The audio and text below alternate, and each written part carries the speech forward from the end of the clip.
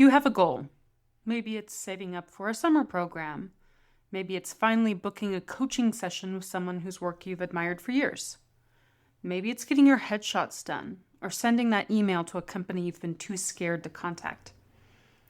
You know what you want. You even know roughly what it would take to get there. And yet, somehow, it keeps not happening. The money never quite gets saved. The practice never quite gets scheduled. The email never quite gets sent. And if that sounds familiar, this episode is for you. Because today we are talking about how to actually get things done and not just dream about them, not just wish for them, but build a real plan and follow through on it, even when it's uncomfortable. Especially when it's uncomfortable. Welcome to Your Passaggi Professor, a podcast for singers who want tools to bridge the gap between the hard skills we learn in music school and the soft skills we need to live focused, intentional lives. I'm your host, Sarah Neely, voice professor, director, and certified life coach. Each week, we'll talk about mindset, emotional regulation, boundaries, and more so you can navigate the passaggi of your life both on and off the stage. All right, so let's start with something that might reframe how you think about productivity entirely. Being productive requires you to get good at planning. And planning is a skill, which means it can be learned, practiced, and improved. It's not a personality trait that you either have or don't have. But here's the other piece, and this one is just as important. You also have to practice the skill of being uncomfortable and following through with your plan anyway. I know that sounds a little harsh, so let me explain why it's actually the most compassionate thing I can offer you. When we avoid discomfort, when we skip the practice session, delay the savings transfer, put off the email, we feel better in the short term, but we're trading that temporary relief for the long-term discomfort of never actually reaching our goals. And when you have big dreams, this is the only trade that truly doesn't make sense. So, what gets in the way? What's actually costing us our dreams? A lot of the time, it's getting stuck in feelings of confusion, doubt, self-pity, or fear. And these feelings are very real. They're not character flaws. But if we don't have the tools to move through them, they will quietly run the show, and we will keep wondering why nothing is changing. So today I'm going to walk you through a framework drawn from the Life Coach School. I use these tools in my own life and my coaching work, and I want to share them with you. So if you've been listening to this podcast, you've heard me talk about the model. It's the idea that our thoughts create our feelings drive our actions, and our actions produce our results. So today we're going to use that model as a planning tool. Here's how it works. You place your goal in the result line of the model, not something you've already achieved, but something you want to achieve, and then you work backwards. Start by asking yourself, what am I feeling right now when I think about this goal? Maybe it's overwhelm, or doubt, or excitement mixed with dread. Whatever it is, get honest about it, because those feelings and the thoughts underneath them are exactly what have kept you where you are. Then ask, what do I need to feel in order to actually do the work? Words that tend to come up here are committed, empowered, willing, maybe disciplined, not necessarily thrilled, not necessarily fearless, but sometimes willing is enough. And then, what do I need to think and genuinely believe to create that feeling in myself? And this is not about slapping a positive affirmation on top of fear and hoping it sticks. It's about finding a thought that is both true and useful, something that you can actually believe on a hard day. And review this model often, especially when you start to notice your momentum slipping. Adjust your thoughts to get your feelings back online, and your actions will follow. Once you have your model, it's time to brainstorm everything you need to do to reach your goal, and I mean everything. Make a list as long and as detailed as possible. Don't worry about the order yet. Just get it all out of your head and onto paper. Then break everything down into the smallest possible steps. The smaller, the better. Now, here's a step that people often want to skip, and I'm asking you not to skip it. Make a list of your obstacles. Every single thing that could get in the way, financial barriers, scheduling conflicts, the fact that your job doesn't give you time off to go audition, the fact that you're too scared to send a cold email, that you keep waiting until something is perfect before putting it out into the world. I love a concept attributed to the strategist Dan Sullivan, which is that every obstacle can be turned into a strategy. The obstacles are not evidence that you can't do it. They are your roadmap. They show you exactly where the work is that you need to do to reach your goal. So here's some examples. If money is your obstacle, your strategy might be getting some help with budgeting, figuring out small ways to set money aside each month, or deciding to pay yourself first, meaning the audition fund or the coaching investment comes out before you pay anything else each month.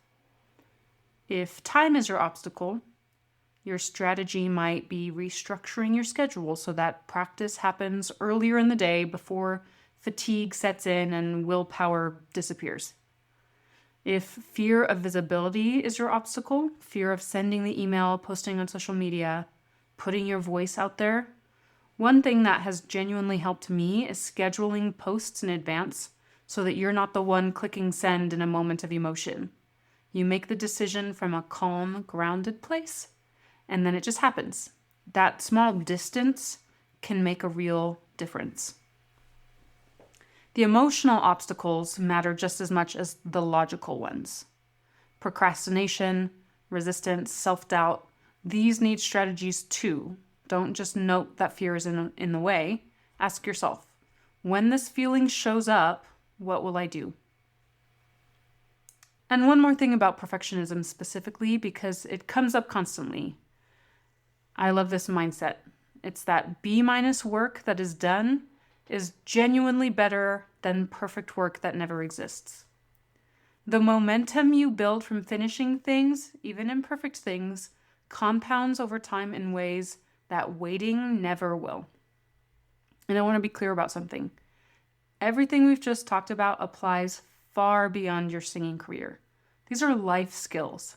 The same framework works for any goal you're carrying, whether that's financial, physical, relational, professional. So let me give you an example. Say your goal is to lose weight or change your relationship with food. Your obstacles might look like withdrawal from sugar, a deep love of wine, or the simple fact that food brings you joy and comfort and you don't want to give that up. Those are real obstacles. Don't shame yourself for them. But make a strategy for each one. Your strategy for sugar cravings might be reminding yourself that the desire is conditioned. It's your brain pattern. It's not truth about who you are. Your strategy could be to keep an urge list. When the cravings hit, you write it down instead of acting on it. You drink more water. You reach out for support. Make a plan in advance for situations where you know the temptation will be high. And decide ahead of time from your prefrontal cortex, not in the moment when the wine is already on the table. Here's a thought that can anchor you through a goal like this. My past does not equal my future. Now, this isn't a throwaway affirmation, but something you genuinely practice returning to. And when frustration comes, because it will, you plan for that too. You write about it. You run a model on it. You don't treat frustration as evidence that it's not working. You treat it as part of the process. The details change depending on the goal, but the framework doesn't, and that's why it's worth learning. Okay, so now you have your goal, your model, your task list, and your obstacle strategies. Now we have to talk about actually putting it in your calendar, because a plan that lives only in your head is not a plan. I want to introduce you to a scheduling practice called Monday Hour 1. I use this personally, and I will tell you honestly that it took me some trial and error to make it work for my life. But once I did, it changed everything. And I'm going to give you the core of it today. So you got to let me know if you're interested in going deeper into this system. But the main idea is this. At the start of your week, you carve out one focused hour. Whether that's first thing on Monday, as the title suggests, or if it's Sunday afternoon or something like that, it doesn't matter. You decide. But this is a focused hour. So put your phone on Do Not Disturb, leave it in the other room, have everything that you need already pulled up so that you don't end up skimming through emails in the middle of your planning session. First, you brain dump everything that needs to happen that week. Everything. I guarantee you, if you're not getting distracted, scrolling and doing stuff on your phone, you're not going to forget anything. Think through your week. It's all going to get written down. Second, you prioritize. Identify what absolutely has to happen. Schedule your non-negotiables first, like your job, your teaching, your classes, your family commitments. And then you're going to put your list into your calendar in time blocks. Third, and this is important, you have to schedule nothing time. Give yourself at least 1 hour a day with nothing in it. I know that sounds counterintuitive when you're trying to be more productive, but it's actually what keeps the system from feeling like a cage. When everything you need to do is accounted for, your free time actually feels free. You're not trying to relax while your brain is running a background tab of everything you're not doing. And that, let me tell you, is an extraordinary feeling.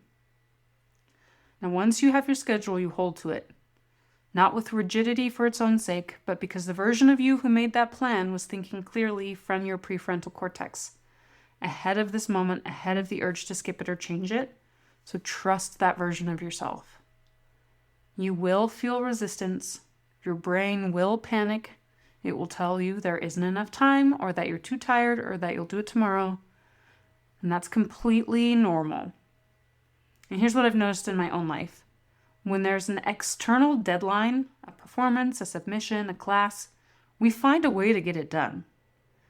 But we need to learn how to treat our own goals with that same weight. You wouldn't cancel on the CEO of your company, so don't cancel on yourself. After all, you are the CEO of your life, right?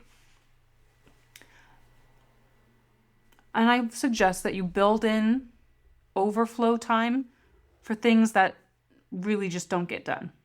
And make your backup plan a little unpleasant.